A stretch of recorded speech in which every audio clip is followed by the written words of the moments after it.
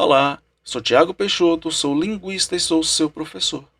Me conta, alguém já te criticou pela maneira como você utilizou a língua portuguesa, dizendo que você falou alguma coisa de maneira errada?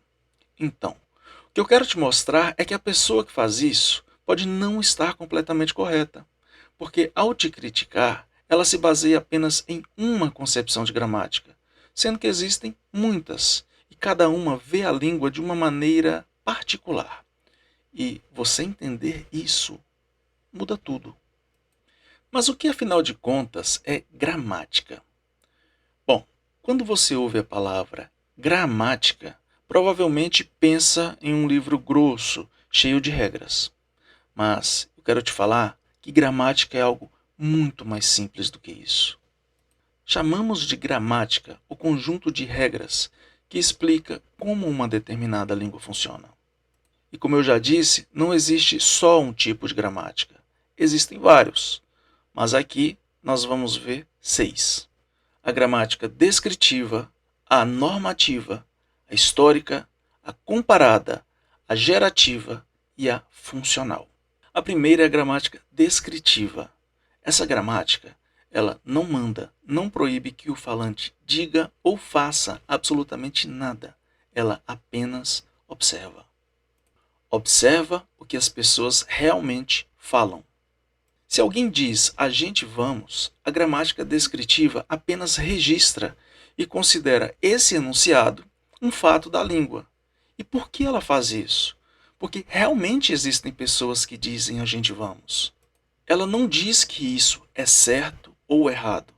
Ela apenas diz que isso existe na língua portuguesa.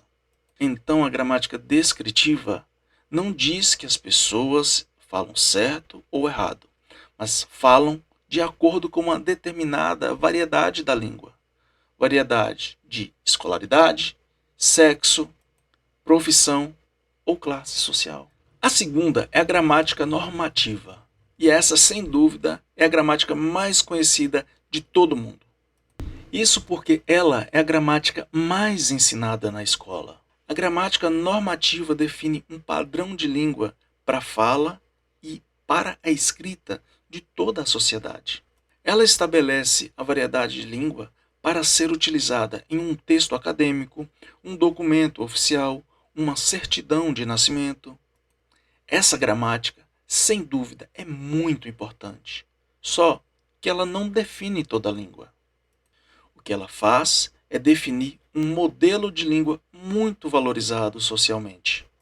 Então, quando alguém diz que você está falando errado, essa pessoa está considerando apenas a gramática normativa como a única existente. Só que isso não é verdade.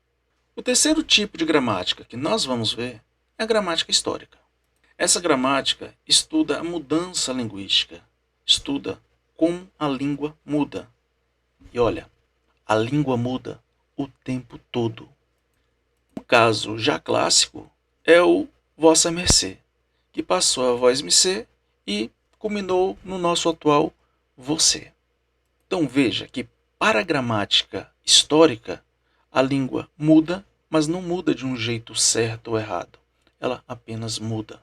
O que é certo hoje pode ser errado amanhã.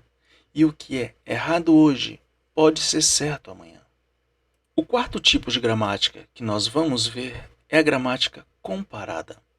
Essa gramática, ela compara as línguas com a finalidade de mostrar diferenças ou semelhanças. Por causa da gramática comparada, que podemos dizer que o português, francês, italiano, espanhol, romeno são línguas que vieram do latim.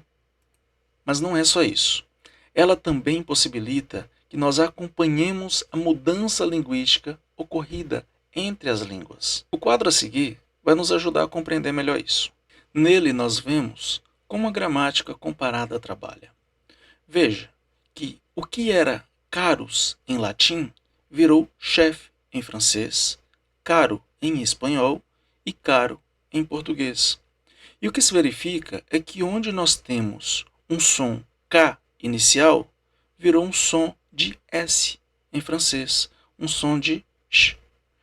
E no caso, onde nós temos plaga em latim, plage em francês, playa em espanhol, virou praia em português. Verifique que onde nós temos um som de le em latim, francês e espanhol, virou um som de re em português. Esse último fenômeno da mudança do le para o re chama-se rotacismo. É por isso que algumas pessoas falam no lugar de Cláudia, Cráudia, e no lugar de claro, craro. É uma mudança comum. O quinto tipo de gramática que nós vamos estudar foi criado em meados do século XX pelo linguista norte-americano Noam Chomsky. E quem estuda esse tipo de gramática deseja, acima de tudo, descobrir como a linguagem nasce na nossa mente. Os gramáticos gerativistas desejam compreender como nós somos capazes de criar frases novas o tempo todo, frases que nós nunca escutamos antes. Com certeza, você nunca escutou um falante de português dizer: vermelho carro é o novo belo. Isso sim seria errar. Só que nenhum falante de língua portuguesa fala isso. O que os falantes de língua portuguesa dizem é: o novo carro vermelho é belo. Se você entende que consegue sempre acertar, parabéns. Você entendeu que domina a estrutura profunda da sua língua. E isso não tem nada a ver com decorar regras. O último tipo de gramática que nós vamos ver aqui é a gramática funcional. Ela é aquela que olha para o uso da língua, para a intenção de quem fala, para o contexto. A gramática funcional não pergunta: isso é certo ou errado? Ela pergunta isso serve para o meu propósito comunicativo? Vou conseguir atingir o meu objetivo falando isso e da maneira como eu estou falando? É por meio de pensamentos como esses que você entende que as pessoas falam de uma maneira no trabalho e de outra com os parentes, de uma maneira formal e de outra coloquial. Essa gramática também visa compreender por que em um contexto eu seleciono determinadas palavras e em outro contexto eu seleciono outras. Essa é a gramática da eficácia comunicativa. Então, quando alguém diz que você fala errado, essa pessoa está olhando apenas pela lente da gramática normativa. Mas a língua é muito mais do que isso. A língua é história, é criatividade, é contexto, é identidade, é mudança, é diversidade. Você não fala certo ou errado. Você apenas fala. Você é humano. Se você gostou, curte, comenta e compartilha. E nos vemos no próximo vídeo.